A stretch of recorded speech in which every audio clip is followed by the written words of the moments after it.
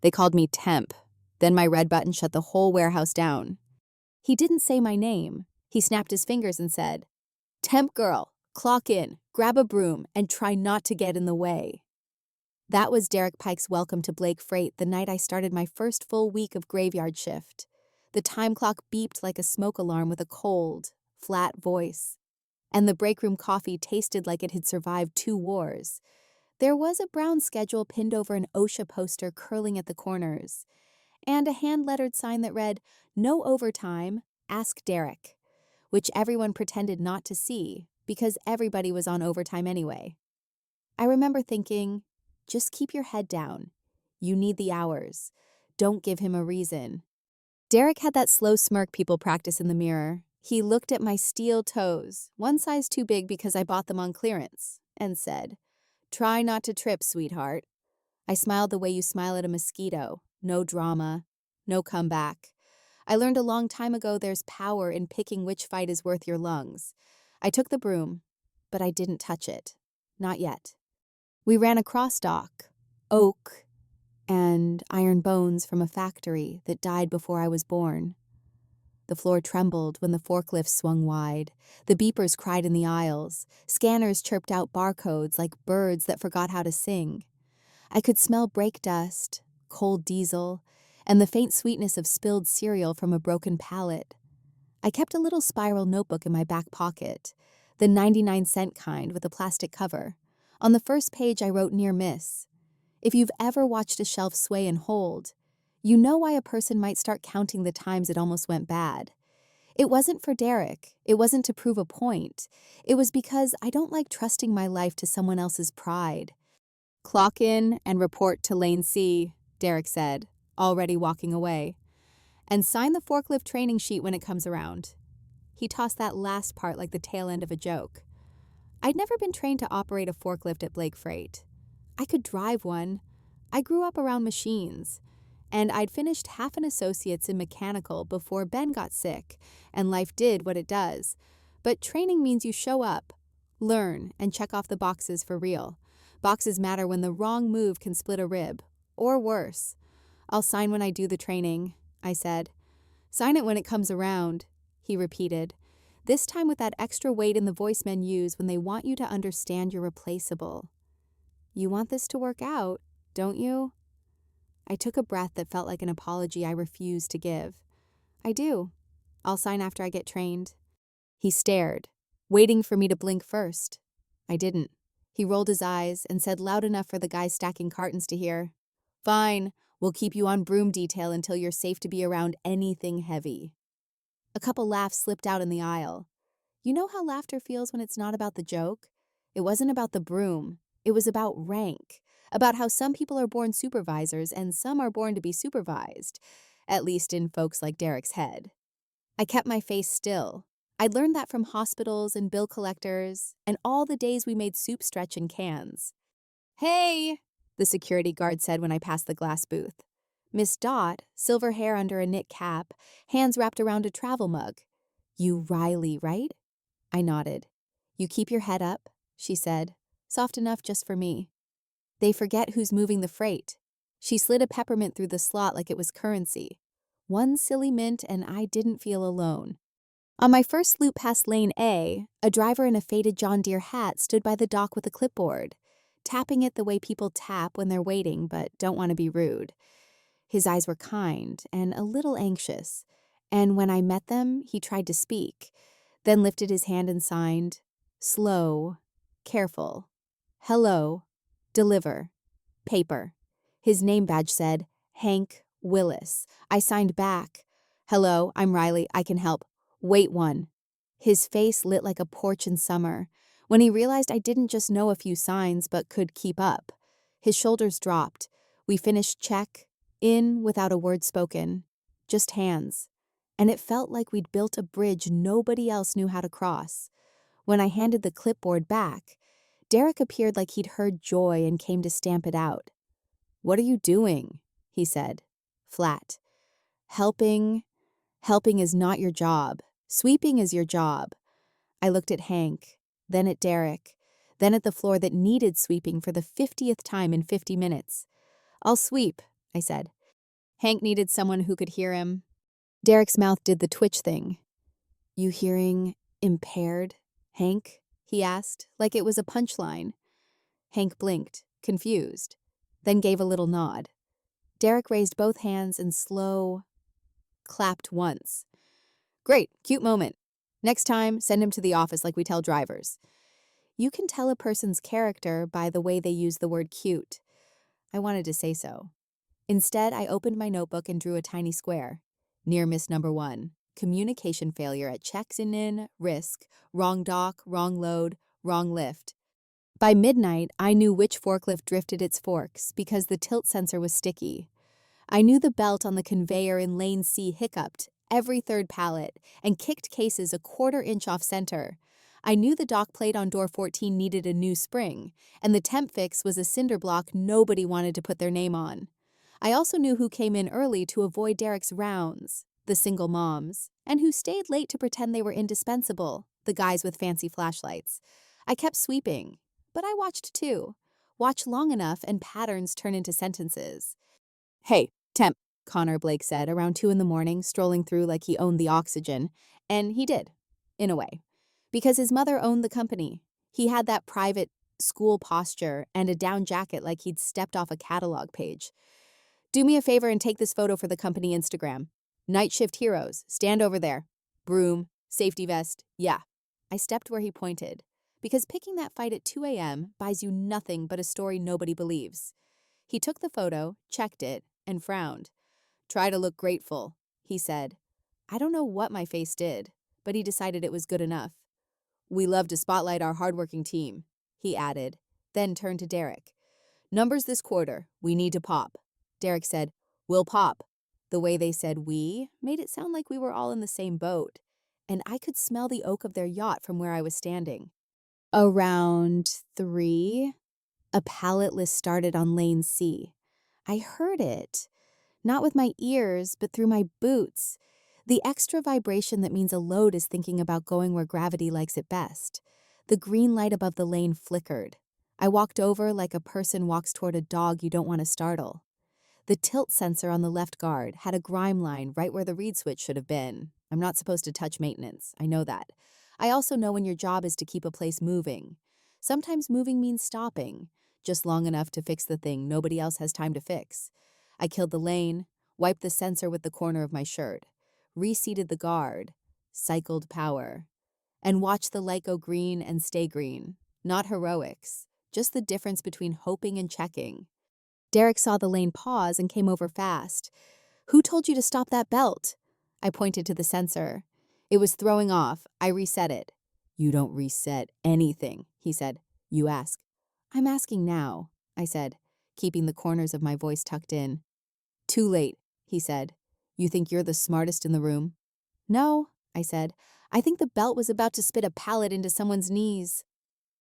He looked past me at the light, at the lane, at the pallet sitting square.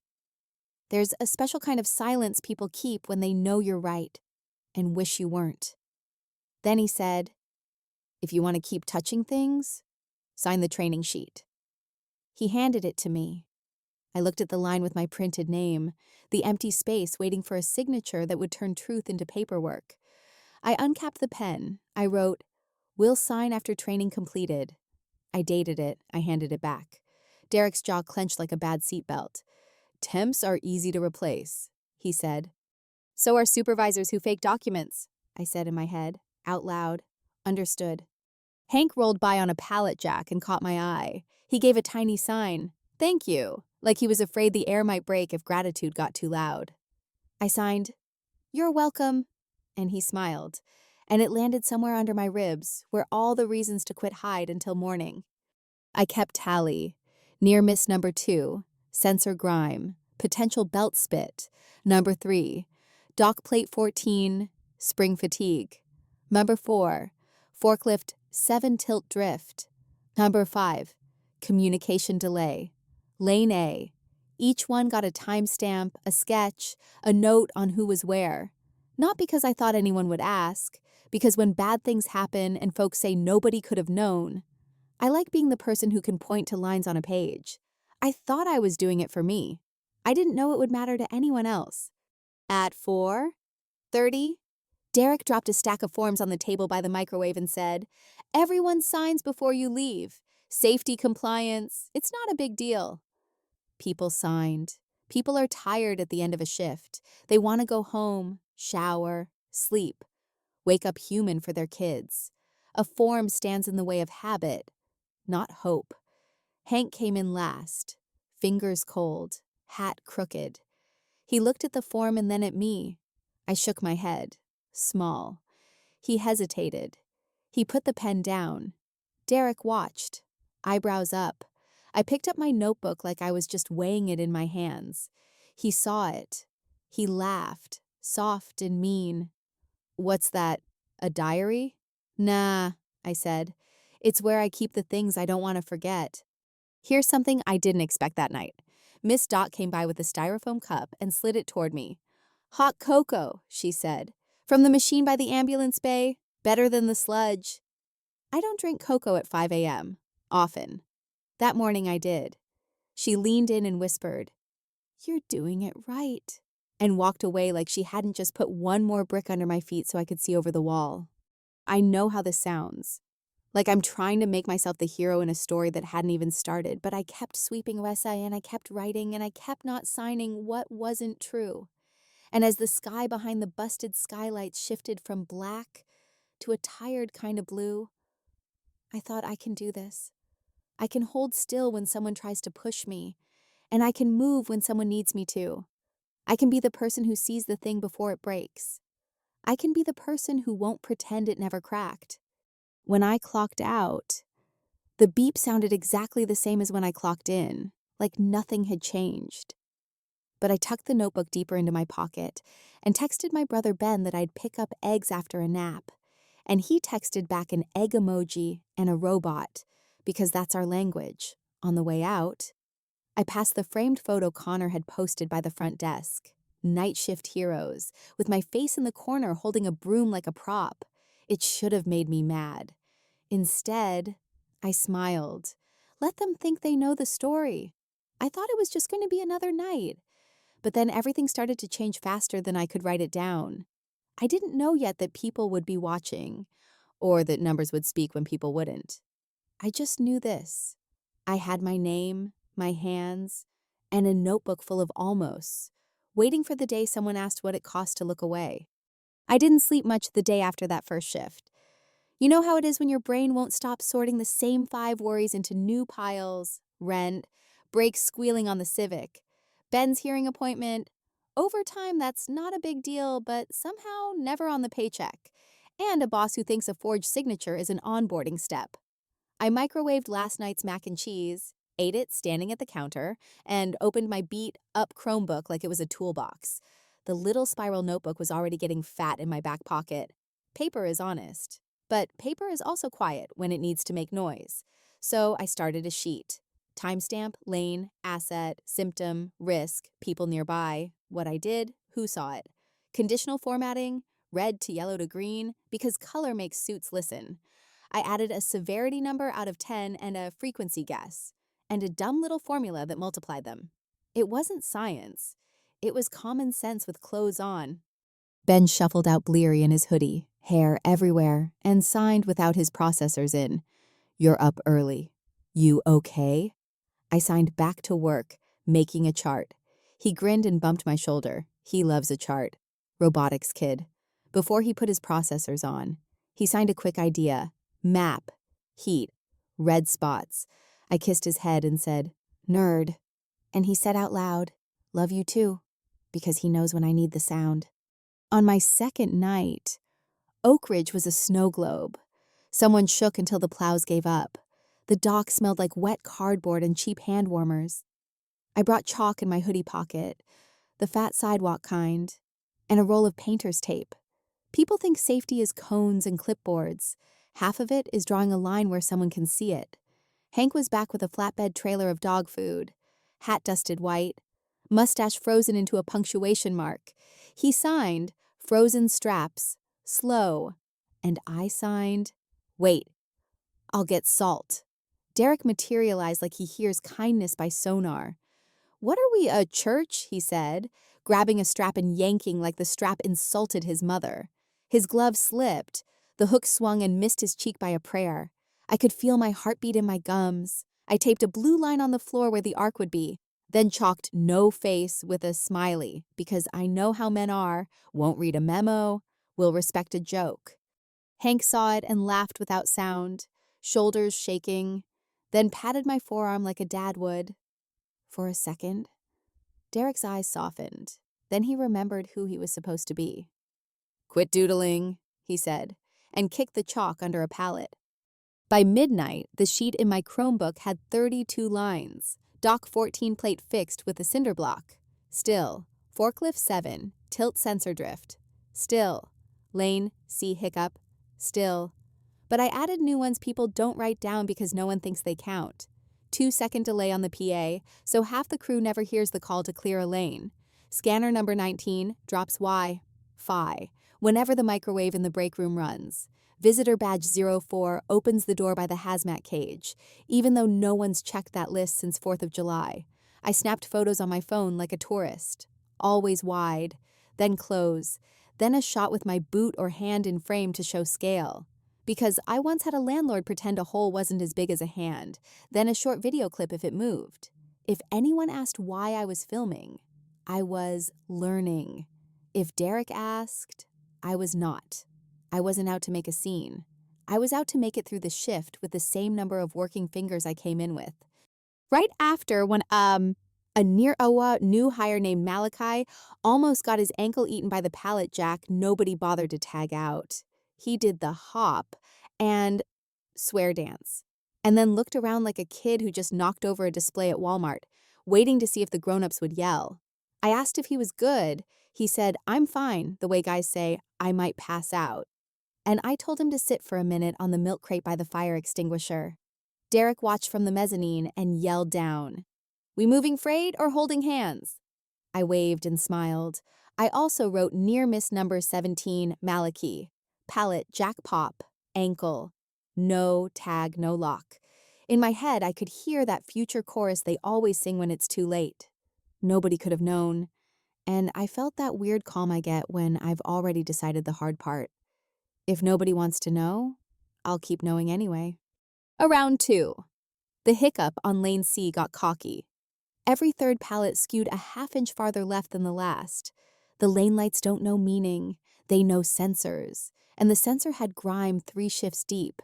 I killed the lane again, pulled my sleeve over my hand, wiped the line until I could see the bracket's stamped number, and reseated the guard.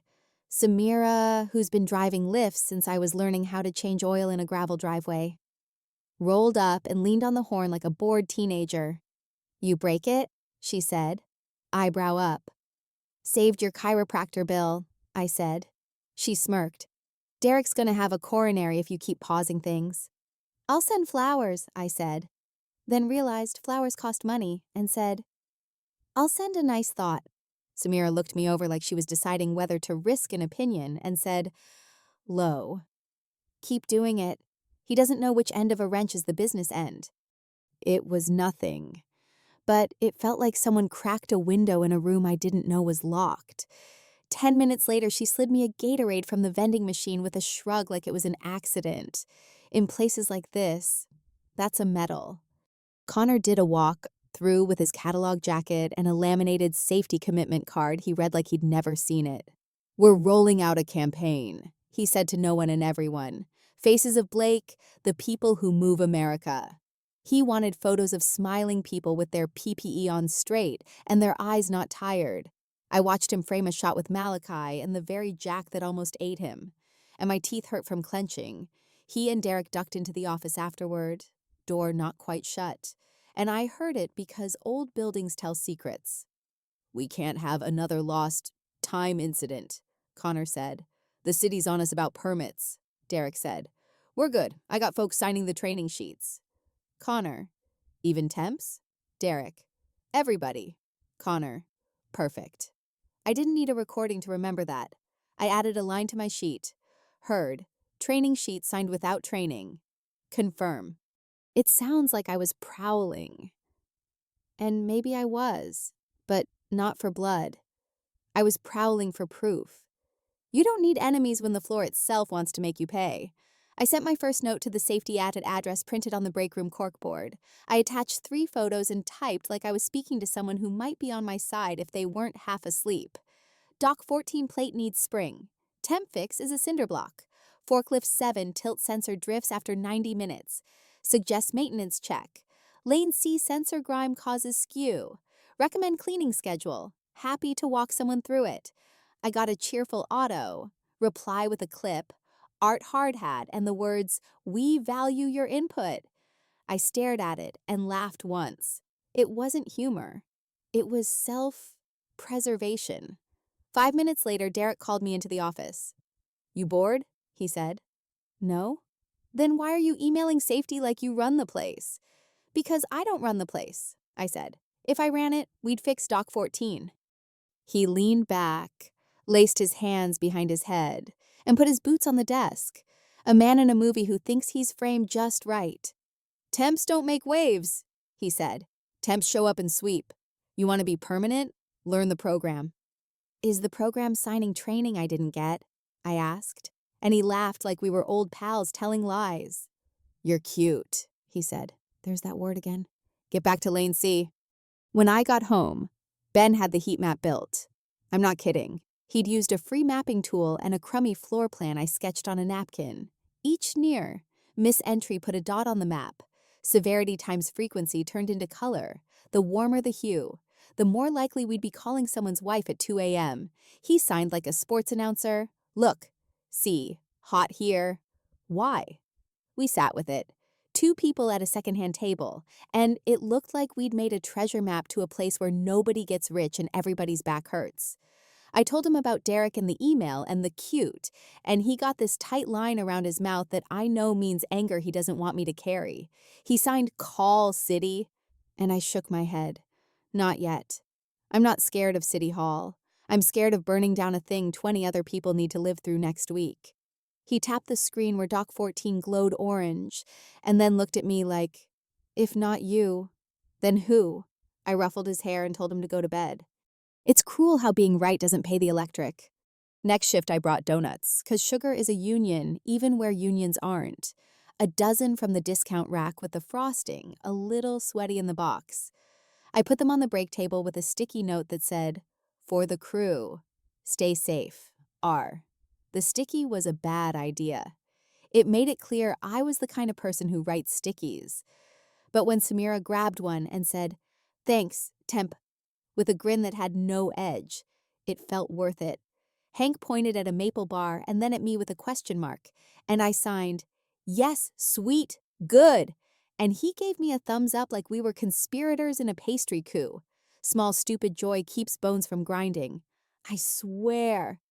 Halfway through, the PA hiccuped again and swallowed a lane. Clear call. I was right by the controls. I slapped the emergency stop and waved both arms big. Then signed clear at Hank because I forgot I use my whole body when it counts. A forklift rolled through the space where 2 guys had been standing. Argument half. Finished. Hands still mid-gesture. They didn't even get mad at me for making the move. They just looked at the forklift, and then at me, and then at the floor like they were counting their kids in their heads. Derek stormed over ready to spit nails. "You love that red button, don't you?" he said. "I love not crushing people," I said. He looked past me at Connor, who had just walked in, which is probably the only reason he didn't write me up right then. Connor gave me a thumbs up like he was the principal at an assembly. "Great initiative," he said, and walked on. He didn't ask why the call hadn't gone through. He didn't ask if the PA needed a tech. He just fluffed his jacket. I added more lines to the sheet, and I started a tab called Solutions. Not complaints, fixes I could do in under 10 minutes without ordering a part or calling a guy with a clipboard. Clean sensors every 2 hours, tape zones where people drift to talk. 5 secondhand signals we all know without a class. I printed a 1-pager with a little cartoon hand and the words 5 signs, 5 seconds, fewer oops, and scotch, taped it by the water cooler. Someone drew a mustache on the cartoon hand, and I laughed because if you can't laugh, the place will eat you. But I also noticed people using 2 of the signs by the end of the night. That's the thing about folks like us. We'll adopt anything that works, as long as nobody has to ask permission. Miss Dot waved me over at end of shift and slid a photocopy across the counter like contraband. Training checklist templates, she said. Old one, before they changed it. See? There's a line for instructor name. I looked at it, and the line was blank. A little cold went down my spine in a perfectly straight line. You didn't get this from me, she added. But if anyone asks, I'm retired next spring, and my memory's a mess. I put the paper in my notebook and felt taller by half an inch. Not because it was proof, because it meant somebody else was sober in this fog. On the way out, I noticed the city had posted a notice by the loading dock, hearing next month on Industrial Corridor Safety, public comment welcome. I took a picture of the flyer. I told myself it was for Ben's map. I told myself a lot of things. When you're in a place where the rules are mostly habits, you learn to collect maybes and keep them safe until one turns into a must.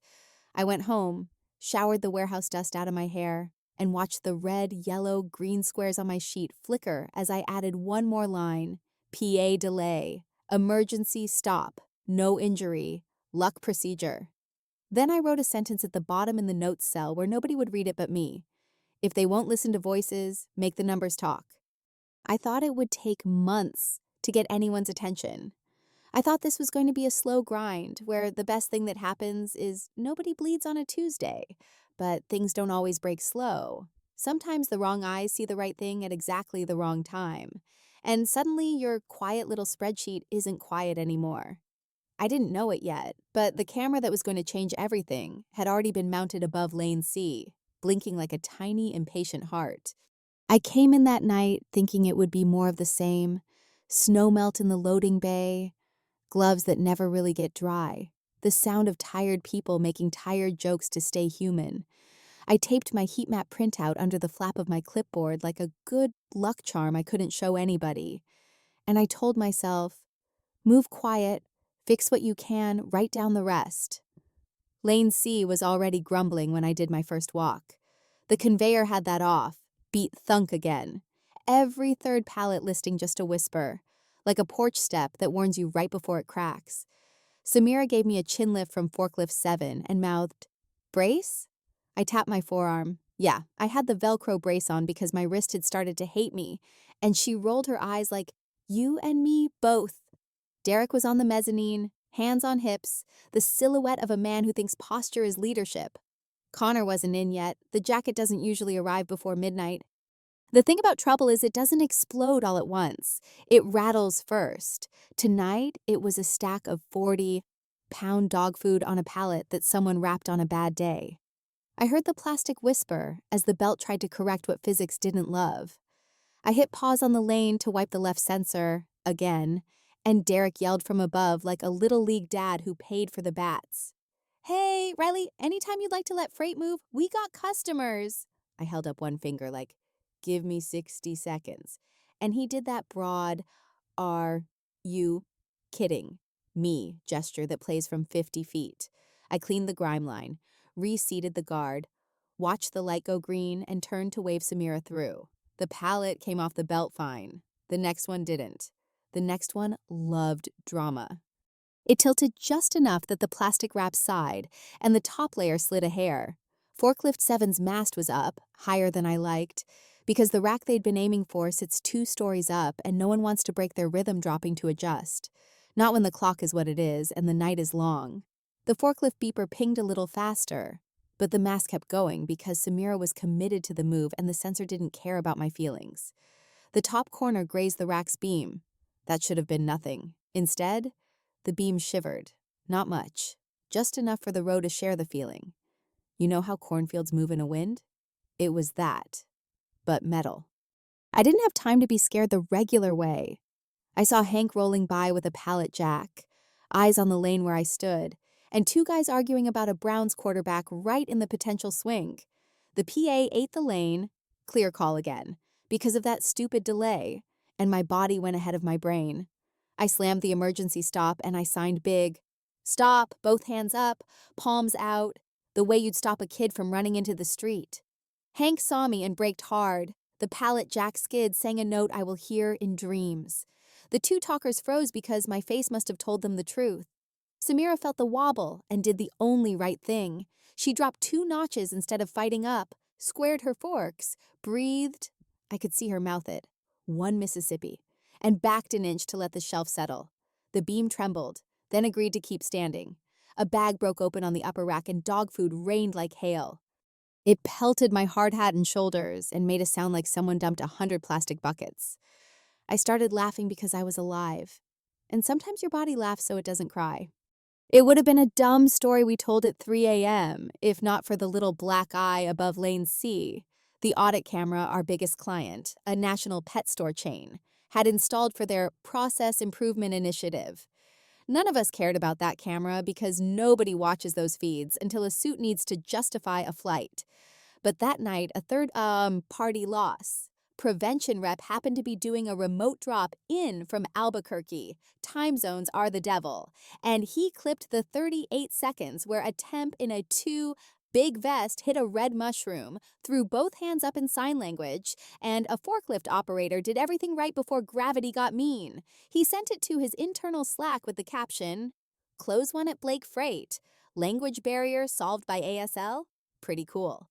Someone with a cousin in Ohio forwarded it. Someone else saved it. By lunch on the West Coast, it was on a trucker's TikTok with the on-screen text, "Temp girl saves doc without talking." By dinner in Oak Ridge, it was in rants and raves with 1,000 comments and my face circled in red like I'd robbed a bank. I didn't know any of that while I swept up dog food and tried not to puke from the adrenaline dump. Derek thundered down the stairs, shoes slapping metal. "You can't keep shutting lanes," he said, chest out. I pointed at the beam that had decided to keep being a beam, and then up at the holes where kibble dust made constellations. "I can if the lane needs a second." He looked at Samira. "Operator error?" he asked. Like if she nodded, it would make him right. Samira stared him down without blinking. "Sensor lag?" she said. "Rap was trash. We're good." He gave me that smile where all the teeth show, and none of the warmth does. "We'll see about the right up," he said, and walked away. Miss Dot rolled by in her chair with a dustpan big enough to scoop a raccoon, and said out of the corner of her mouth, "If that shelf had gone, you could sue me for the mess I'd make crying." I snorted and almost cried anyway. Connor breezed in 20 minutes later, jacket zipped to his perfect Adam's apple. "What happened?" he asked, looking at the floor like the floor had offended him. "A bag popped," I said, "because I don't do free consulting." He glanced at my brace. "You okay?" he asked, already aligning his face for the photo he would take of himself later, probably with a caption about resilience.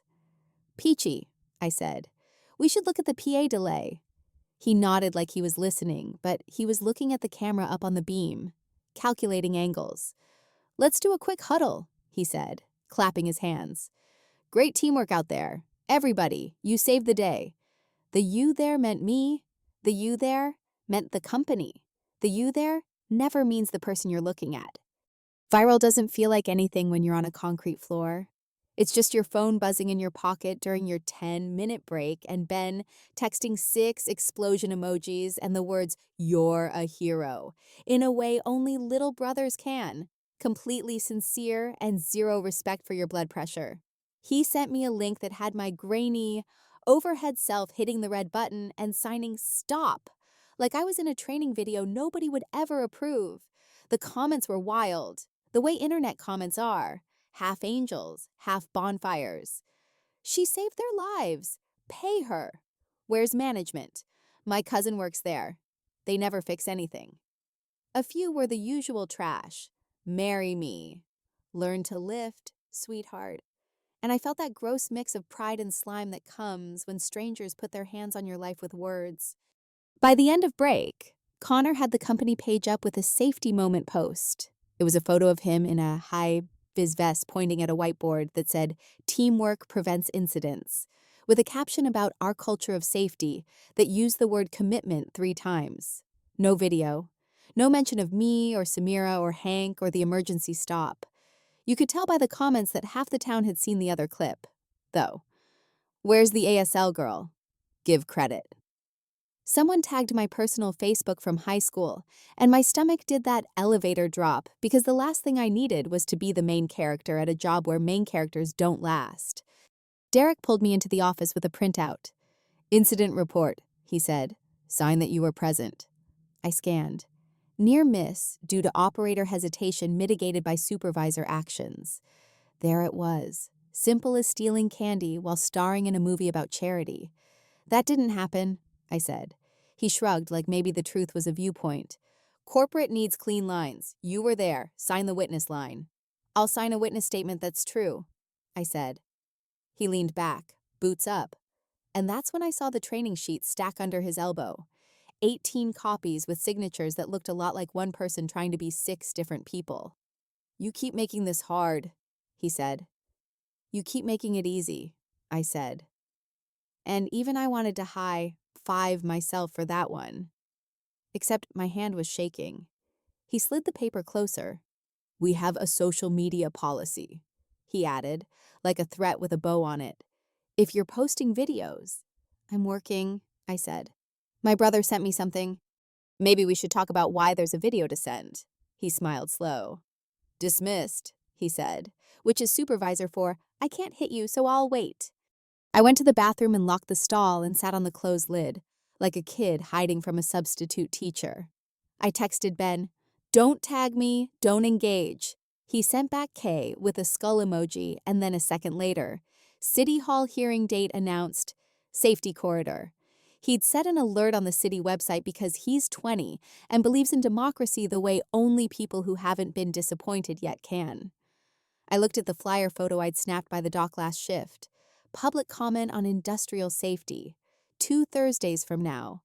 I thought, not yet. And then I thought, if not now, when? At 2 a.m., my phone buzzed with an email from citysafety@oakridge.gov. Not the auto reply, a human reply. Because when the clip hit rants and raves, a woman who used to babysit me and now works in the clerk's office messaged Ben, "Oak Ridge is a small world and we all share casseroles," and she put 2 and 2 together. She forwarded me the submission link with a note.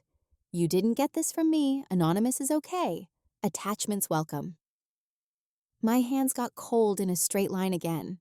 Same as when Miss Dot slid me the old training template. I wasn't trying to be a whistleblower. I was trying to be a person who doesn't have to lie to sleep. I spent my last break in the corner of the break room with my Chromebook open, cursing fee like it was a lazy friend. I exported the sheet to a clean CSV, stripped out names except mine and the people I knew would back me, and attached 12 photos, Doc 14, the cinder block, the sensor grime, the PA controller model number, the training checklist template with the blank instructor line, the selfie Connor posted that would age like milk, and one still from the viral video where my hands are twin stop signs and Samira's forklift is inches from a future I don't want. In the body, I wrote the way I talk, when I know someone is reading to find a reason not to hear me. Near misses at Blake Freight reflect systemic issues, maintenance deferrals, training documentation, communication failures, PA delay, and pressure to meet throughput targets that override safety pauses. Attached is a log of 30 days of observations with timestamps. Anonymous for now because retaliation is real here. Not seeking damages, seeking fixes. I didn't include the phrase, "I don't want anybody to die," but that's what every line said. I hit send, and it felt like pushing a boat off a muddy bank by myself. Then my pulse slowed, because there's that breath you take when you've already picked the hard thing and the only job left is to live with it. 10 minutes later, a "thank you" came back from a real person, not clip art hard hat, confirming receipt, asking if I would share more about the PA delay model, and whether I'd be willing to speak at the hearing even as witness A. I stared at the screen so long, the auto lock thought I was a ghost. I typed, "Let me think." And then I deleted it and typed, "Yes, but you didn't get my name from me." By dawn, the video had jumped from rants and raves to the Facebook page of the local CBS affiliate, with a headline they probably paste on 6 stories a week. "Warehouse workers' quick thinking prevents tragedy." Connor posted a new statement, this time with the clip, crediting a member of our dedicated team and promising a full internal review. He DM'd me 2 words, nice job, no emoji. I didn't answer. Hank found me by the dock door, held up his phone with the video paused on my hands, and signed. Proud. I signed back. Team. He poked my shoulder. Gentle. He knows what it costs to be seen when you didn't ask. Samira rolled up and bumped my boot with her tire, like affection. You all right, hero? She said. Don't call me that, I said. Call me employed. She snorted. You did right, she said. Then lowered her voice. Derek asked me to initial that report. I put NA. Thought you should know. Derek pretended nothing was different, except for the way he watched me, like I had a second mouth in the back of my head that might start telling stories. The guys who'd laughed on my first shift nodded at me as they walked by. A quiet, manly acknowledgement, like I'd lifted a couch by myself. Miss Dot printed the hearing notice and taped it where people actually look, the vending machine, and she used glitter pen to circle the date like it was a church bake sale. You going? She asked. You think I should? I said. I think, she said, if you don't, somebody who never cleaned a sensor in their life is going to talk for you. I clocked out to the same rude beep as always. Outside, the sky was the wrong color for sleep, and the asphalt had thin lakes where the snow forgot who it was. Ben was waiting in the Civic with a thermos and eyes like he'd been watching numbers race a finish line only he could see. He signed, You did it. They saw. Now, finish. I laughed into the thermos lid and cried into it a little too, because it was too much and not enough all at once. Driving home, we passed the city hall where I'd gotten my library card when I was 9. The same building where they'd be holding a meeting in 2 Thursdays with a cheap microphone and tinny speakers and a gavel someone inherited. I wasn't daydreaming about revenge. I was thinking about shelf beams and the way a bag of dog food sounds when it breaks open, and a man's ankle and a red button and a camera installed to check process that accidentally told the truth. Shock, outrage, pride, fear, it all rode home with us like extra passengers, quiet as ghosts, buckled in. I told Ben, it's just a hearing. He signed, just to start. And I thought, okay, let's start. They posted the new schedule at the end of the shift like they always do. One crooked sheet protector thumbtacked to corkboard that's older than me, only this time my name had a neat little arrow next to it, moving me from lane C rotation to yard overflow freezer assist. Everybody knows what that means. Blind corners, slippery dock plates, temps in hoodies trying to survive 20 minutes at a time in 0 degrees, and yard tractors that don't always see you when they're backing trailers in. Derek didn't say a word. He didn't have to. The arrow was his signature. I stood there with my coffee going cold and felt that hollow thump in my chest you get when a teacher announces partners and says your name last. Samira whistled under her breath. That's retaliation with frosting, she said, too quiet for anyone but me to hear. I smiled like it didn't land and said something dumb about loving popsicles. It's funny. I'd braced for strangers on the internet. I hadn't braced for the simple cruelty of a line on a schedule. Connor's email hit my inbox around noon like a parking ticket. Subject line brand alignment and social media reminder. It had a cheery opening, a paragraph about how proud we are of our team, and then the meat. As we navigate heightened attention, please refrain from posting, commenting, or otherwise engaging online about company operations. Failure to adhere may impact continued employment status. No signature from HR, no policy number, just a marketing guy trying to sound like a lawyer. He CC'd Derek and corporate. I stared at it and could feel my blood get hot in that steady way that feels like standing too close to the fryer. Not a thank you, not a you okay? Just a leash. I forwarded it to myself so I'd have it if it disappeared. Then texted Ben. Heads up, pressure's on. He sent back a gif of a raccoon washing cotton candy and then signing, oh no, with both hands. I laughed, because if you don't laugh, you break. Yard overflow is a different world at 3 a.m. The snowbanks had crusted over and refroze into shapes that could take out an ankle. the air so sharp it made your teeth ache. The spotter's radio crackled like a cheap campfire every time he called a plate, and a couple of the trailers had lights out on one side, so the shadows doubled. I put on my cheap balaclava and my 2 big gloves and told myself the same thing I tell myself at every new bad corner. Head up, hands warm, brain on. Hank rolled in with a load of rock salt and gave me a look that asked a lot of questions without a single word. I signed freezer, new shift, fine. And he grimaced and signed, careful, eyes, back. He pointed at his eyes with 2 fingers and then behind him, the universal sign for trust nothing that moves. It didn't take long for Derek to wander out to check on progress, which is code for making sure I knew he was still my weather. He stuck his hands in his coat like a sheriff in a TV show and said, "If you're cold, you can always go back to broom duty." I said, "I'm good," and kept moving. He watched me chalk a temporary line where the yard tractor swung wide and said, "Do we pay you to draw pictures?" "If it stops Malachi from losing a toe." "We do," I said, and immediately regretted giving him my voice. His smile didn't reach anything soft. "You know what your problem is," he said. "You think you're smarter than the job." I shook my head. "No," I said, "I just think the job should stop trying to kill us." He held my eyes a beat longer than a boss should, the kind of look that says he wants to win a game you didn't agree to play. Then walked away like he'd said something profound.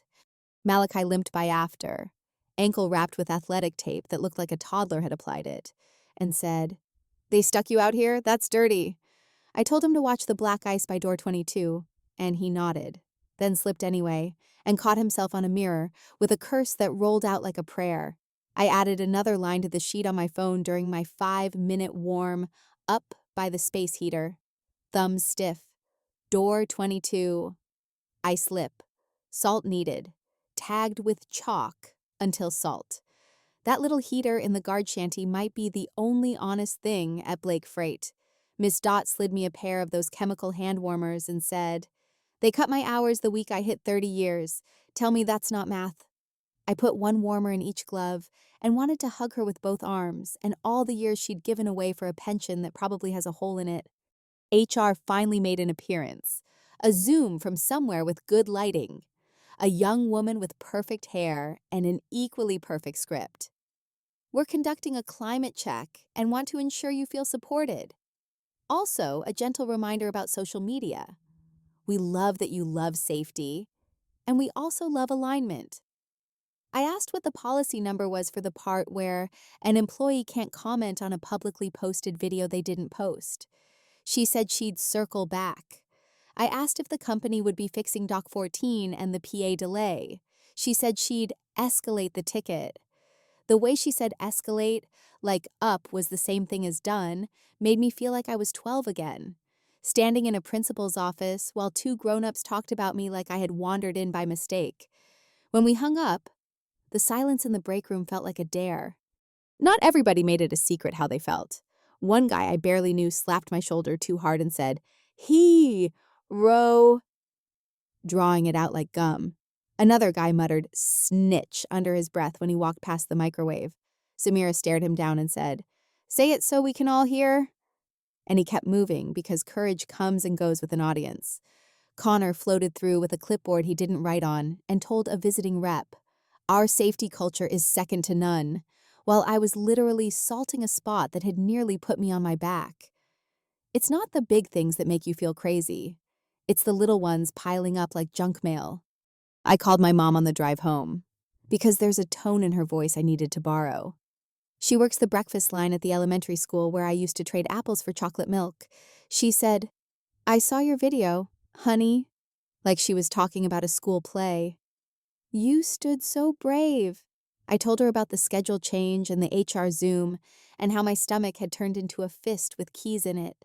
She went quiet and then said, "You need to eat some protein and you need to rest and you need to remember your father would have told you to send them to hell, but also to put it in writing."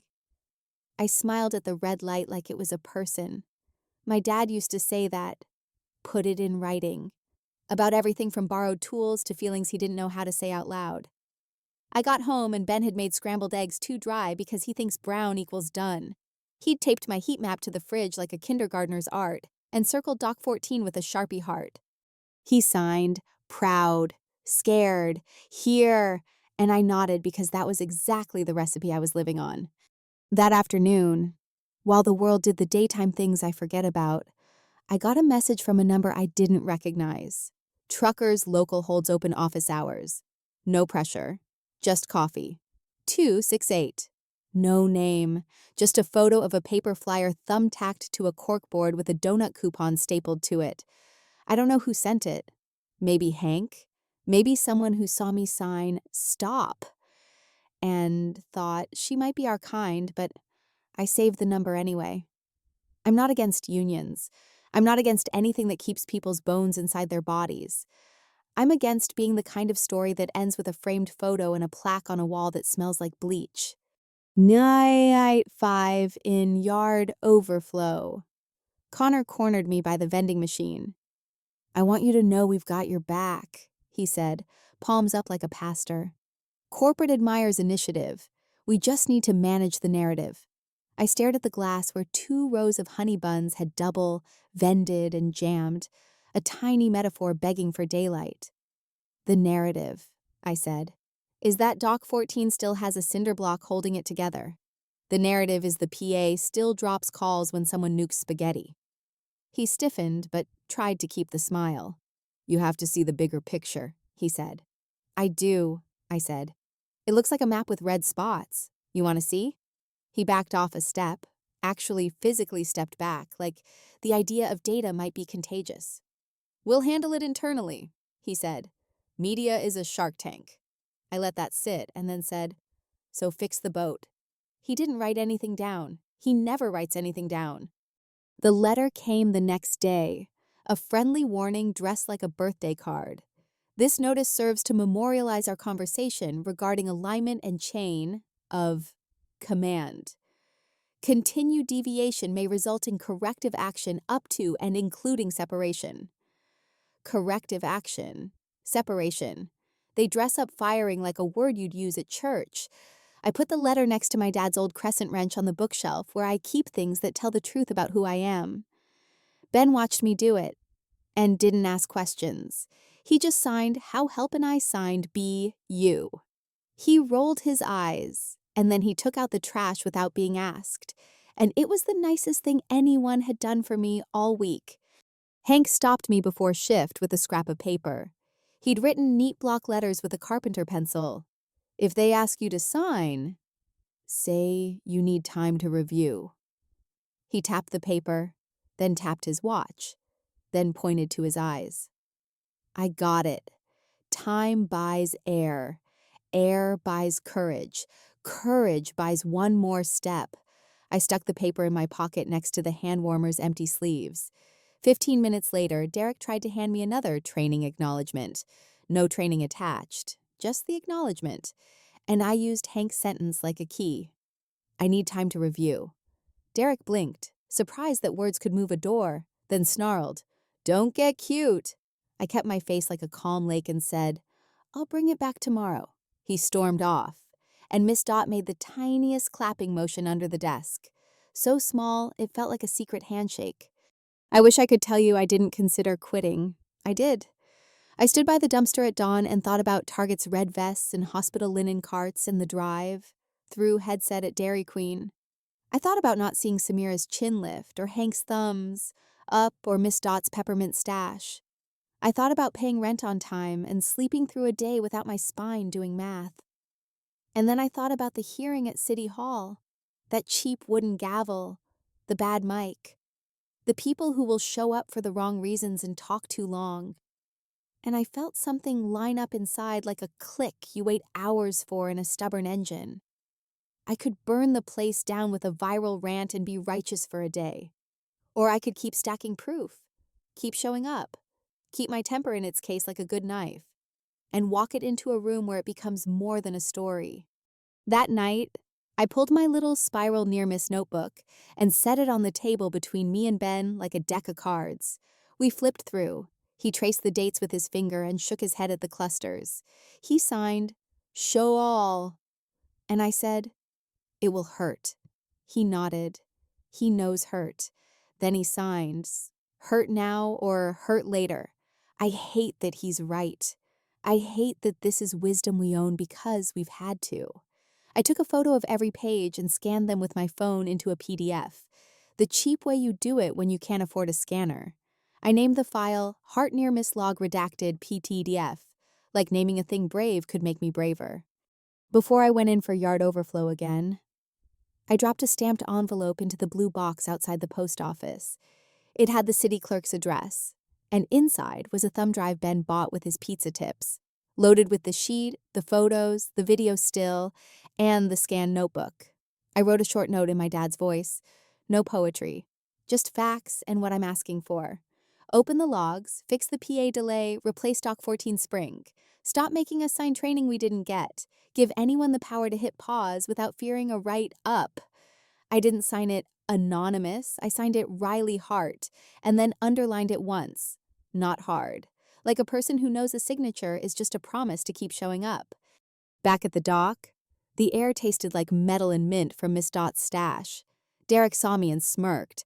Connor walked past and did that double finger gun thing guys do when they think they're charming.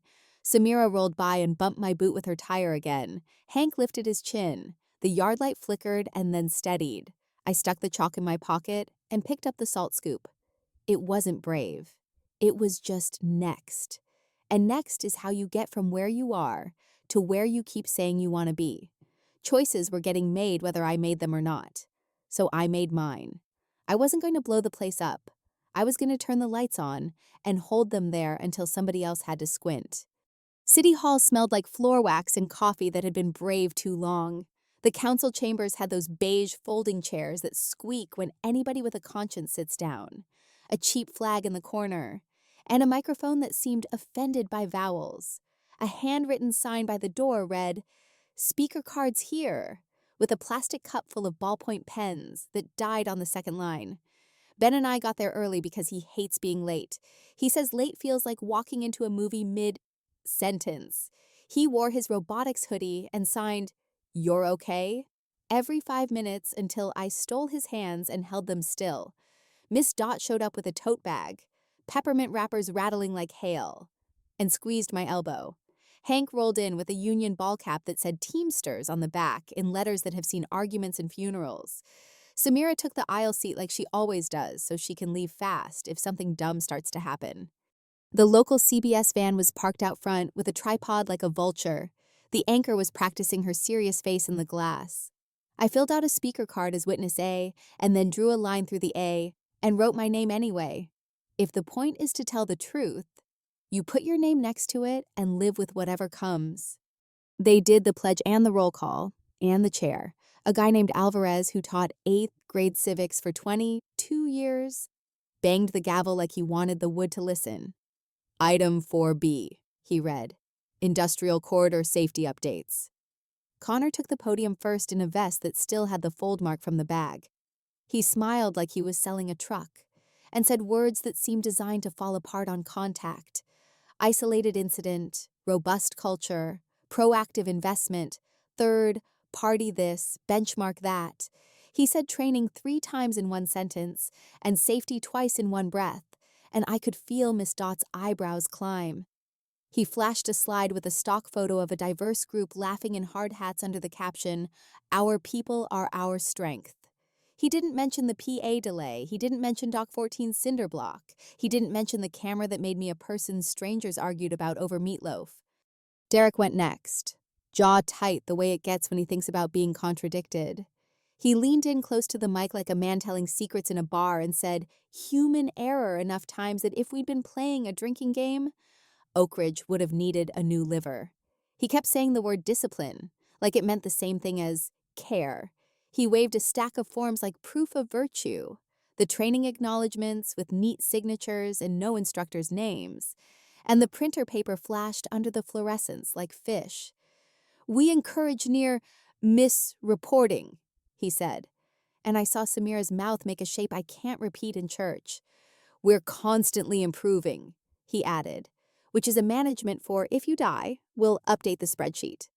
When the chair called my name, my stomach did that elevator drop and then something else took over. Maybe the part of me that's had to be loud in rooms not built for me.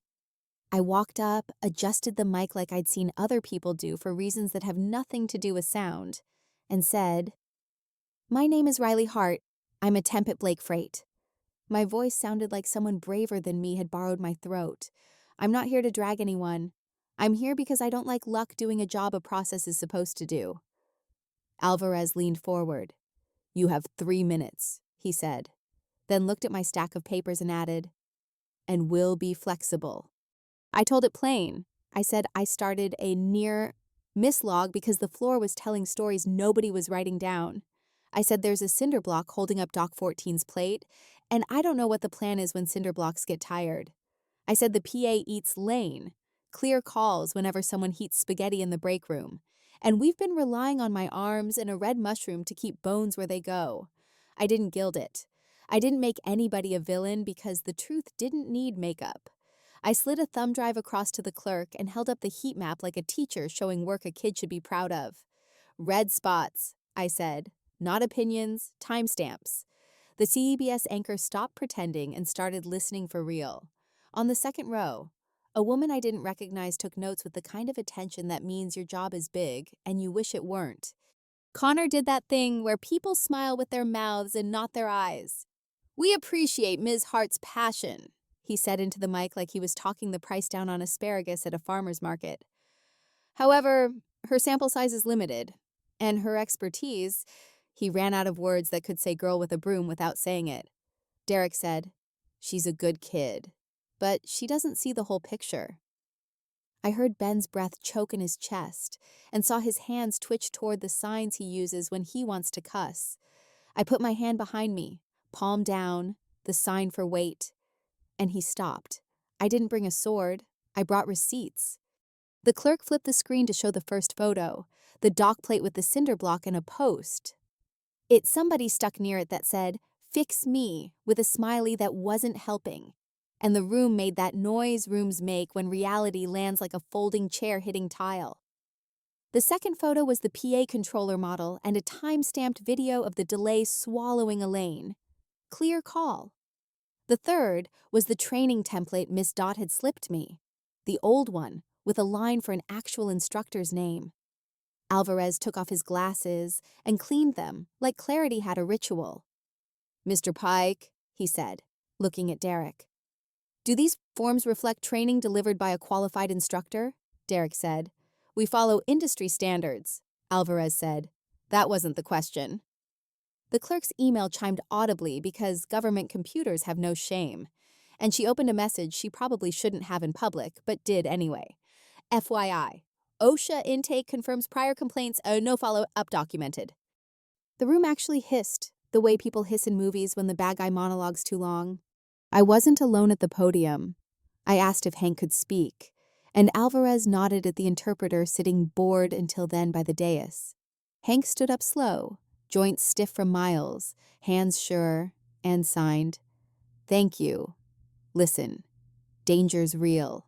She saved me and others." The interpreter voiced it, but the room didn't need the voice. They watched his hands. He signed, "Training, paper, no teacher," and looked straight at Derek, not angry, just tired. That's when the twist hit like a door opening you didn't know was there. A woman in a navy suit who'd been sitting in the back stood up and came down the aisle without waiting to be called. She's one of those people everybody knows but nobody knows deeply. Evelyn Blake, owner of Blake Freight, mother to Connor, the kind of person who gets quoted in glossy magazines about saving Rust Belt jobs. She didn't take the mic. She turned to Hank and signed to him directly. Her hand's not excellent, but fluent enough to make his eyes widen. "Thank you. I understand. Keep going. No interpreter. Just her." The room inhaled. Connor's neck flushed so fast it was like somebody poured wine down the back of his shirt. I felt something complicated in my chest. Surprise, hope, suspicion, and a weird ache that maybe this day could end differently than 1,000 dumb days have. Evelyn took the mic after signing with Hank and faced the committee. "My first job was on a line," she said, voice steady but not cold. St. Clair, carburetors, 3 to 11s, my sister, in law is deaf. I learned to sign because I was tired of her being the last to know the joke. She turned to me. Ms. Hart, thank you for putting your name on this. She turned to Derek. Mr. Pike, where is the instructor list for these trainings? Derek shuffled the stack like the papers might breed an answer if he moved them enough. We have digital records, he said. Evelyn looked at the clerk. Can we get a 5-minute recess for my staff to produce the training logs? Her staff flew like birds released, phones already out. Connor leaned into her shoulder and said something that made her mouth go a hard line I didn't know she had. During the recess, people buzzed like bees finding home. Ben squeezed my hand so tight I thought my bones might learn a new shape. Samira nudged me with her shoulder. Miss Dot slid me a peppermint like a sacrament. Hank tapped his chest. Pride twice. When they came back, a man in a blazer I recognized from the Blake office, the kind of guy who knows where the passwords are, carried in a laptop and a printer that had probably killed someone's will to live already. He set it up on a table that looked like it had been through 2 mayors.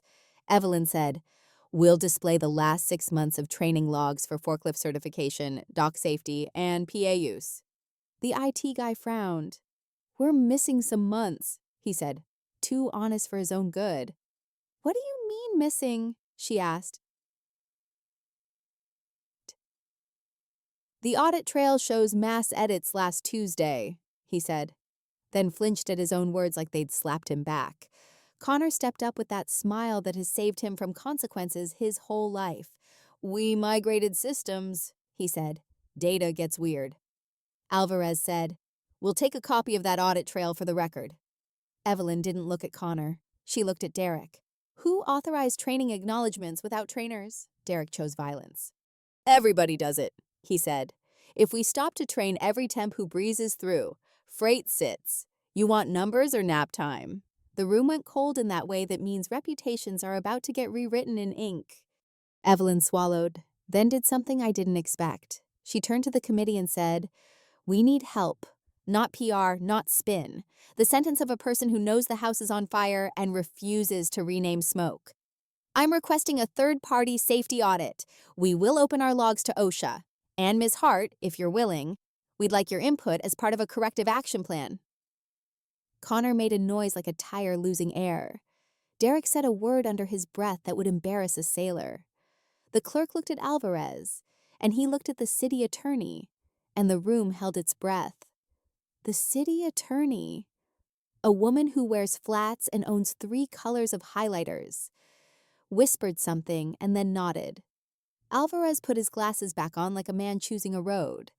"Blake Freight," he said, "based on evidence.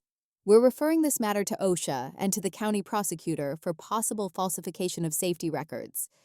In the meantime, under our nuisance abatement authority, we're requiring immediate remediation on the PA system and Dock 14 within 72 hours. Failure to comply will suspend loading operations at those docks." The gavel came down like a promise with a spine. There wasn't cheering. It wasn't a movie. There was a hum, a low human sound like relief and anger and disbelief cooking in the same pot. The CBS anchor slid her mic toward Evelyn. "Do you have a comment?" she asked, eyes bright with the kind of story that can make a career. Evelyn didn't take the bait. She turned to Hank and signed, "Sorry," in a small, honest way, palms circling over heart. Then to me, "Thank you. Help us fix." She said into the mic, "I will be at the warehouse at 7 a.m. We're shutting down lane C until the PA is repaired, and dock 14 until the spring is replaced.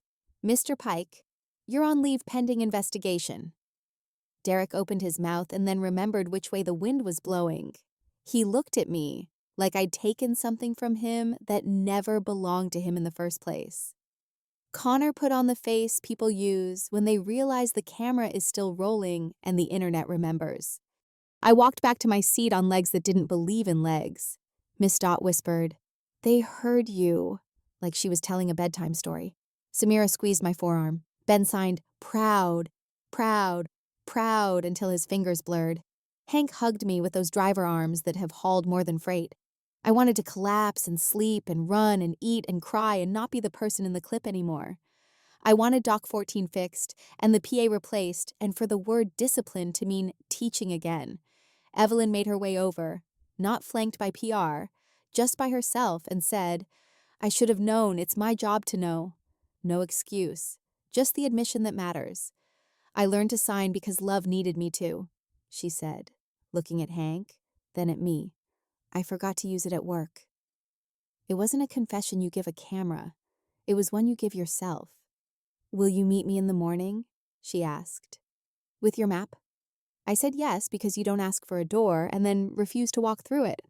On the way out, a guy I didn't know stuck out his hand and said, "My sister works nights, thank you."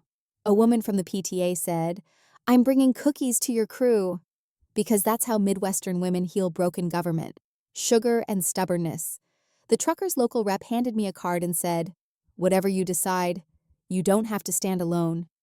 The city attorney told me quietly, "If anyone touches your job for this, call me," and wrote her cell on the back of my heat map like a promise only bites if someone tries to test it. Outside, the news van's mast retracted, and the cold hit my cheeks, and I realized my hands had stopped shaking. Ben jogged ahead to the car and turned back to sign. "We did a thing," and I signed back. "We started a thing." Because that's the truth, gavel or not. Nothing's fixed until it's fixed. Driving home.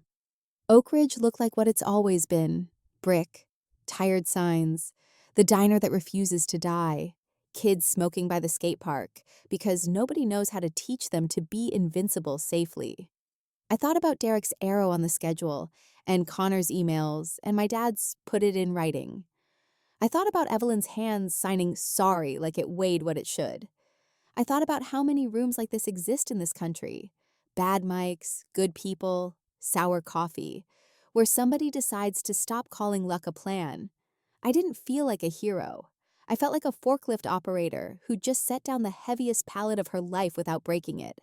Shock, outrage, satisfaction. They all took turns in my chest, then sat down and made room for something quiet. Not peace, not yet. Just the kind of steadiness that lets you show up again at 7 a.m. with a heat map and a notebook and a name you're not hiding behind anymore. The first week after the hearing felt like walking on a deck that finally stopped pitching, still moving under your feet. But the sick part gone. Evelyn showed up at 7 a.m. like she said, hair in a no-nonsense knot, steel toes on, and a legal pad that actually got used. Lane C went dark for a day while the PA was replaced. Doc 14 got a real spring and a real sign, off. And we started posting a right to pause notice in English and Spanish with 3 lines in big print. Anyone can stop work. No retaliation. Reset together.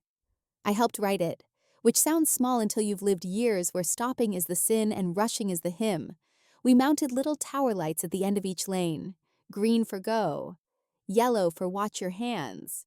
Red for hit the big mushroom and breathe. The first time that red lit up after the change, nobody looked for Derek because Derek wasn't there. People just looked at each other and spread out like a school of fish that had finally remembered the ocean is big. We called it reset, not delay. And it's amazing how one word can take a fight out of a room. Evelyn asked for a daily 5-minute stand up before the shift instead of the old don't die speech. Hank taught the first one with an interpreter at his elbow. And then not, because we'd all learned enough to follow. He showed us 3 signs: stop, clear, okay? And told a story with his hands about a dock in Indiana, where a kid went home with all 10 fingers because someone took 2 seconds to make a circle with thumb and forefinger and wait for an answer. We started putting every hand has a language under the clock, and I don't know, the place softened. Not weak, just less cruel. Samira rolled her eyes at the slogan the first day and then used the okay sign 3 times before lunch. By the end of the week, even the guys who joke, sneer at anything earnest were flashing clear over a pallet stretch like it was their idea. Miss Dot kept a stack of laminated 5 signs in 5 seconds cards in her booth and handed them out with peppermints like she was queen of a tiny country that believed in small miracles. The audit team came through with measuring tapes and clipboards and faces like bad news wrapped in professional shirts. I thought they'd hate me. They didn't. They hated broken things and made lists the way I do. They flagged the microwave/PA interference, fixed, the forklift tilt drift, maintenance scheduled, sensor replaced, and the training mess, frozen pending investigation. And then they did a thing I didn't expect. They asked operators how to fix stupid.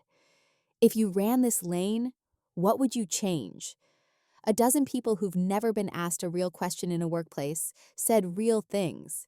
Malachi pitched, "Paint footprints where you want us to stand to talk," and the auditors wrote it down like he'd invented a vaccine.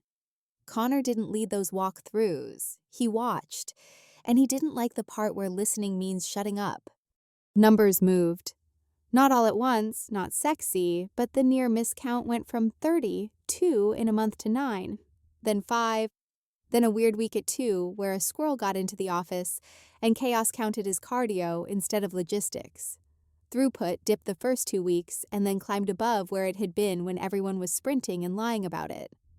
I printed a chart because I'm me, stuck it on the break room wall, and wrote on it in Sharpie, "Slow is smooth, smooth is fast."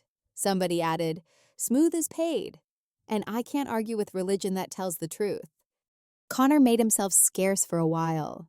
He shifted to external relations, which is corporate for go somewhere else before your face becomes a hazard. The day he reappeared, he didn't wear the catalog jacket. He wore a flannel like the rest of us, and no gel in his hair, which is not a heart, but is at least a gesture. I found him by the vending machine, the honey buns finally unjammed, a metaphor I clocked too late, and he looked at the floor and said, "I owe you an apology." Not into a mic, not on a press release, just to me, with his hands jammed into his pockets like he was holding on to the last bit of whatever pride he hadn't traded for comfort. "I tried to make the story about me," he said. "When it got ugly, I tried to make it go away. It's been living rent, free, in my head."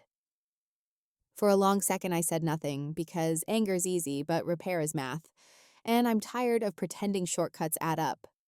"I accept the apology," I told him, and watched his shoulders drop like a load finally set down. "But the receipt is the work. You do the work, it stays accepted." He nodded fast, almost grateful for homework. "What does work look like?" he asked. So I gave him a list. Show up at stand, ups, and keep your mouth shut unless you're asking a question. Learn the signs. Sit through a whole shift with Samira in the cold, and don't post it. Get Doc 9's light replaced without a PR photo.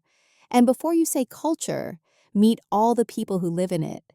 He took notes on a yellow pad like a student who didn't want to fail again. Later that week, he was the one who tracked down the new bump stops for door 22 and installed them with Malachi. Quiet, no selfie, no press. That didn't make him a saint. It made him a person who might survive himself. Evelyn kept her promises like she was paying off a debt she chose to own. Over time, started showing up correctly. HR sent a real policy with a real number for the social media thing, and it said what it should have said from the start. Don't dox, don't lie, don't leak confidential customer stuff, but you're allowed to speak about your work life because you live it. She asked me to keep the interim lead badge a little longer and paired me with an old school safety guy named Laird, who knows more about rigging than YouTube and less about spreadsheets than my cat. We traded. He taught me why load bars fail when the temperature swings. I taught him conditional formatting and the beauty of a heat map that makes a mare understand a lane. The weirdest part was how quiet my head got at night. I still woke up when a truck downshifted outside the window, but I didn't go straight to counting funerals that hadn't happened yet. We did a small thing that felt big, a workers' day, on a Saturday morning in the parking lot, paper plates, a grill, union guys and corporate and non-union temps standing within 10 feet of each other without rehearsed smiles. The city attorney showed up in jeans and tried her hand at cornhole and lost to Ben, who accepted victory like an Olympic medalist and then made her a bracelet out of paracord because that's who he is. We put up a banner that said, "Every hand has a language," and Hank taught kids the sign for stop, like it was a magic trick. Miss Doc gave a speech nobody asked for and everyone needed. "I'm retiring next spring, and I want to leave from the front door." not in an ambulance. People clap the way you clap in church when someone confesses something you wish wasn't true. Evelyn handed out little aluminum challenge coins we had stamped with the Blake logo on one side and the red mushroom on the other, right to pause around the edge. Keep it in your pocket, she safaltad. Wear it smooth. Coins are corny until you rub one before you hit a button and remember you're allowed. The lane board started telling a different story. Days since injury crept up. Resets this week went up too, on purpose. And nobody freaked out because they finally understood in their bones that a red light isn't a failure. It's a choice. We put a little whiteboard by Miss Dott's booth that just said, "Who did you keep safe today?" And people wrote the dumbest, truest things. Told Gary his shoelace was out. Moved a pallet because it wobbled. Said, "Hold up before I sneezed." If it sounds like kindergarten, so be it. I've seen grown men cry behind warehouses for less. A month in. Connor stopped me by the racks where the light comes in, dusty and honest. "I went to a truck stop off I-80, he said, like he was telling me about church. Sat with drivers, listened. I didn't talk." He swallowed like the words had splinters. "My whole life has been talking. Turns out I'm bad at hearing." I shrugged because I'm not his therapist. "Keep listening," I said. "Keep stacking good days." He nodded. "I will." It wasn't absolution. It was a truce with himself. I still carry the spiral. I still write down almost. You don't throw away the tool just because the house stopped leaning. But the entries changed. There were fewer "we got lucky" and more "we paused and reset." The night I realized I hadn't touched the red mushroom in 3 shifts, I reached out and pressed it anyway, just to feel the click, just to remind my hands what power feels like when you're allowed to use it. The tower light flashed red. Folks looked over. I held up both palms and signed, "Sorry, test," and everybody laughed and went back to work. It's a strange kind of pride, being proud of a room that doesn't need you to save it anymore. Forgiveness is not a magic trick. It's a schedule. Connor kept showing up. Evelyn kept opening doors. Laird kept teaching me names for parts I used to call "that metal thing." Samira finally let herself say "good job" without a joke to armor it. Hank started leaving at the end of shift without that extra minute where he watches the lane like it might try something. And me? I stood in the doorway some mornings and felt the thing I hadn't had since I was 19, and still believed machines told the truth if you listened hard enough. Pride in a place that deserves you. Not blind, not naive, just earned. I don't know where this ends. I just know we chose a lane and stayed in it. And the line keeps getting straighter, the more hands learn the signs. A year later. Oak Ridge looks the same from a distance. Brick, faded awnings, that diner that refuses to die. But up close there are these tiny edits that make you catch your breath. The door at Blake where the "right to pause" notice hangs is scuffed from gloves hitting it on purpose, not from bodies brushing past in a rush. The tower lights blink red a couple times a shift and nobody winces. And 3 blocks over, in an old TV repair shop we cleaned out with borrowed shop, vacs, and a Saturday army of kids, we hung a hand. Painted sign that says "Heart Works," "Safety," "Skills," ASL. People keep asking how we pulled it off. I tell them the truth: stubbornness, casseroles, and a few folks with power deciding to use it correctly for once. Evelyn showed up with seed money and no speech, just a box of grant papers and a "tell me what you need." The city kicked in a tiny rent subsidy. The union donated shelves and a beat up but perfect forklift for training. We dragged my dad's old crescent wrench out of our hall closet and mounted it by the door like a no fancy motto: fix what you can reach. Opening day was wet and bright in that Ohio way. Sun and drizzle playing tag. Hank had a new baseball cap that said "teach" in block letters and a syllabus he wrote on notebook paper. Lock out, tag out. Real reasons, not just OSHA words. Ben ran a table with 3 3D printed models of pallet racks so kids could learn why geometry matters to bones. Miss Dot finally retired and volunteered herself right back in. She keeps the coffee hot and the sign, "in sheets honest." We offer OSHA 10 on Tuesday nights. A beginner ASL class for supervisors on Thursdays. 5 Signs in 5 Seconds is lesson 1, and a Saturday clinic called Stop Work Authority Without Starting a War, which is really just me, Samira, and Laird telling the kind of stories that make grown men look at their boots and nod. We put a jar by the door labeled Break Room Microwave Fund, and it has more ones in it than I expected because apparently everyone in this town has beef with a microwave. The ripple part still surprises me. A warehouse in Lorraine sent their nightly to sit in our ASL class. A plant over in Youngstown called Asking for Our Stand. Up template. Evelyn backed a small scholarship we named after Miss Dot. 2 single parents, a semester get their forklift certs, childcare covered, no essay, just a promise to use it. Connor's the one who set up the childcare piece. He came to me with a list of babysitters his mom's church vouched for and said, "Money is easy. Finding someone good is the job." And it was the first time he sounded like a man who understands the difference between posting and doing.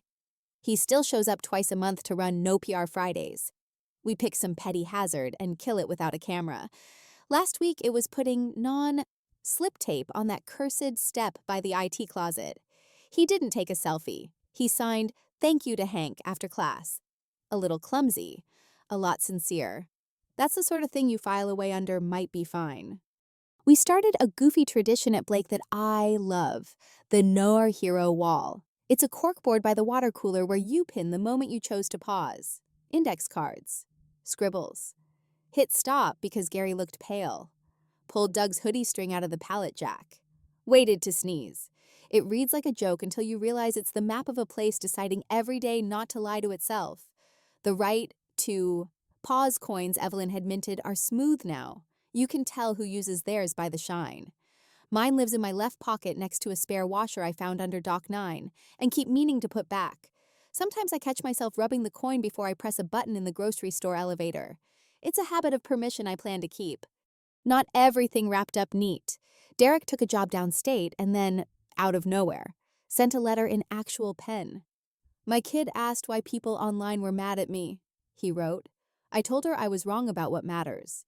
If you can spare the 5 signs card and the training checklist template, I want to start right." I read it twice with my jaw tight, and then made a copy packet and mailed it anyway. I don't owe him a stage. I do owe the people he supervises a chance to go home with the same number of working parts they clocked in with. I tucked his letter in the drawer with the crescent wrench printout of our first heat map, the one Ben circled Dock 14 on, and I didn't feel noble. I felt clean.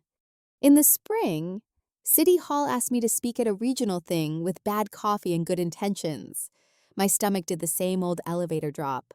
But I went because I remember the exact tone of the mic the day everything started to change, and I don't take that kind of luck for granted. I told them the short version: stop letting a spreadsheet call itself a conscience. Put a real spring on Dock 14, teach 3 signs, buy the good bandages, pay the overtime you already asked for. I said, dignity doesn't need permission. Justice doesn't need violence. Because that's the truth that kept me from blowing the place up when my anger wanted a show.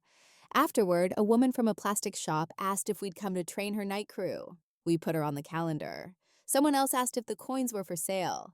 I said you earn them, and then I gave her one anyway because Grace gets more done than rules some days.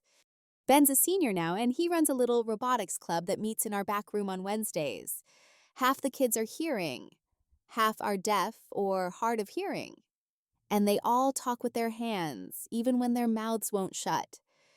They built a tiny forklift that won't move unless 2 switches are flipped at once, one labeled stop, one labeled okay, and those kids cheered like they'd won state when it worked the first time.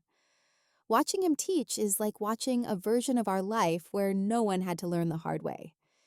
He still texts me explosion emojis when something goes viral. But most nights he falls asleep on the couch with a textbook on his face and the coin I gave him tucked under the cushion.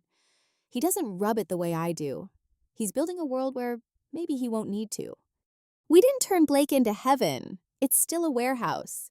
People still show up tired with rent due and bad knees and phones buzzing with news they can't fix.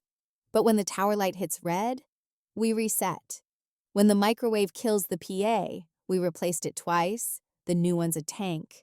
We sign stop and wait. when a new kid limps in, afraid to ask for a second to breathe. Hank tells his Indiana story again, and the kid laughs like he has time. Evelyn still walks the floor once a week without a camera. She signs sorry with her palm over her heart sometimes, not because she needs to, but because saying sorry for real turns into prevention if you repeat it with your hands. Connor still trips over his tongue, and then catches himself and asks a question instead. Samira still rolls her eyes at corny slogans and then tapes them straighter. Miss Dot sits in a folding chair at our center's front door like a retired judge with peppermints, and every person who walks in stands up a little taller on the way out. We put a line above the whiteboard that Ben lettered by hand. Walk out with all your parts.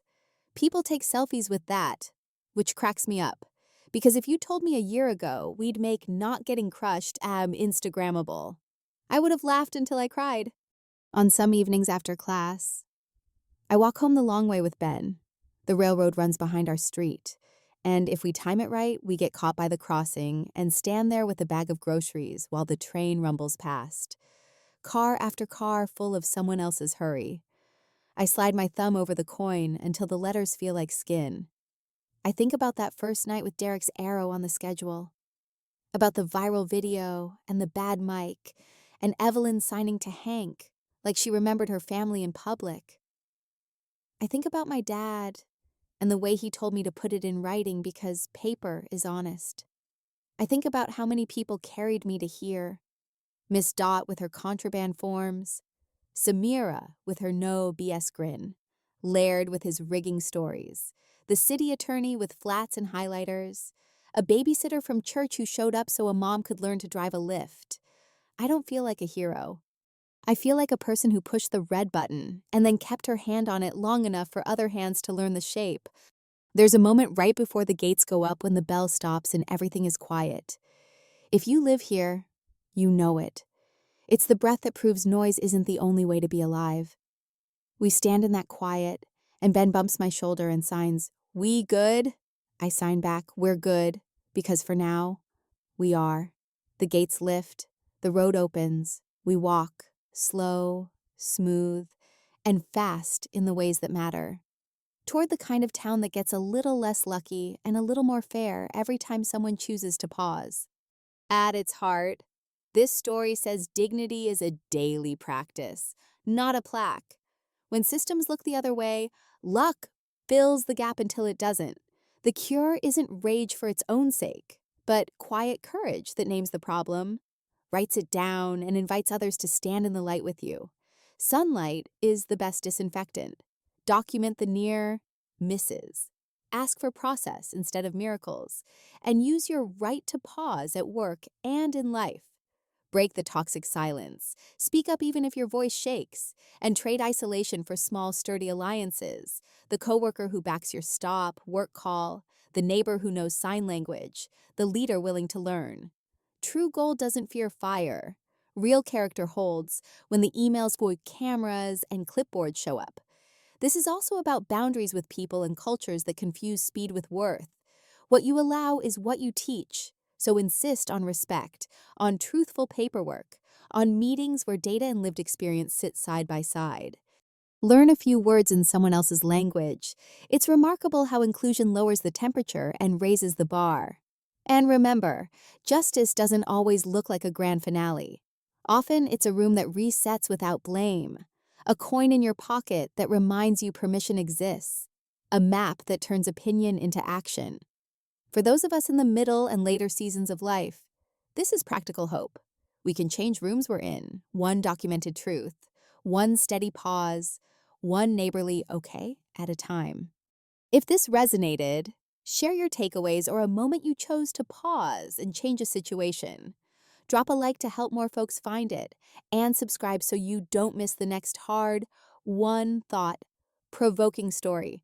Wishing you a quiet evening, steady breath, and the kind of hope that lingers after the noise fades.